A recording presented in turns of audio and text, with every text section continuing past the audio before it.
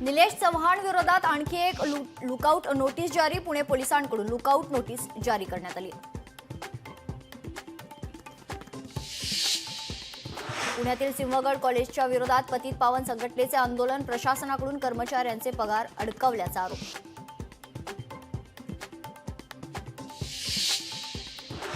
हिंगोलीत काँग्रेसला मोठा फटका. काँग्रेसचे जिल्हाध्यक्ष दिलीप देसाई करणार भाजपमध्ये पक्षप्रवेश. मुख्यमंत्री देवेंद्र फडणवीसांच्या उपस्थितीत होणार पक्षप्रवेश.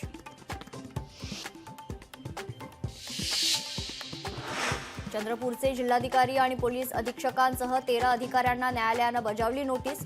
मृत लाभार्थ्यांच्या नावाने आर्थिक गैरव्यवहार केल्याप्रकरणी बजावली नोटीस.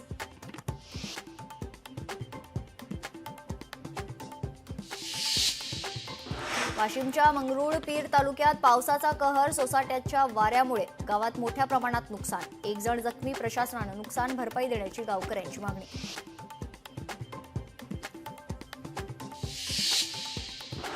सोलापूर जिल्ह्यात मुसळधार पाऊस. मुसळधार पावसामुळे वडापूर बंधाऱ्याला जोडणारा रस्ता वाहून गेल्यानं गावांचा संपर्क तुटलाय.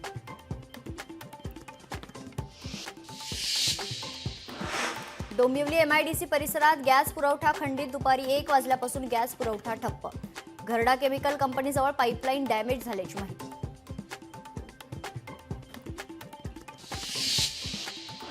सिंधुदुर्गच्या दोडामार्ग येथे कारचा अपघात. 2 जण जखमी. जखमींवर रुग्णालयात उपचार सुरू.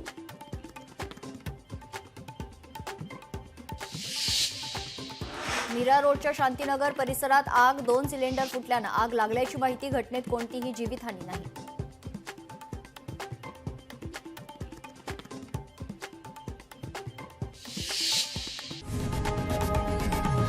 लोकशाही मराठी ऐका, पहा, जागरूक रहा.